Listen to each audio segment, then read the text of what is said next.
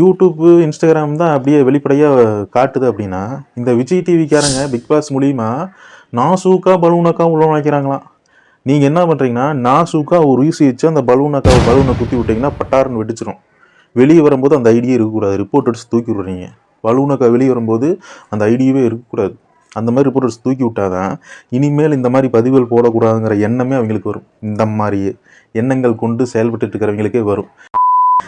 இந்த mister KK பேசக்கூடியதுக்கு முக்கியமான காரணமே, இந்த தமிழ்வாணி அப்படிங்கிற இந்த பெண்ணை ஒரு ஸ்கூல் ஃபங்க்ஷனுக்கு கூப்பிட்டுருக்காங்க சிறப்பு விருந்தினராக. இது என்ன சாதிச்சுன்னு சொல்லி கூப்பிட்டாங்கன்னு தெரியல.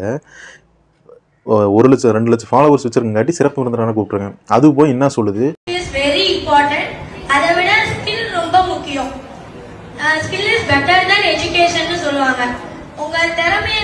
அதில் உணர்ச்சி வசப்பட்ட ஏதாவது ஒரு சிறுவன் அப்படி என்னப்பா அக்காவுக்கு ஸ்கில்ஸ் இருக்குது அப்படின்னு சொல்லிட்டு இன்ஸ்டாகிராம் போயிட்டு வெப்சைட்டை லிக் பண்ணி காசு கட்டி அந்த ஸ்கில்லை பார்த்தானா அப்புறம் சமுதாய சீர்கேடு ஆகாமல் என்ன ஆகும்?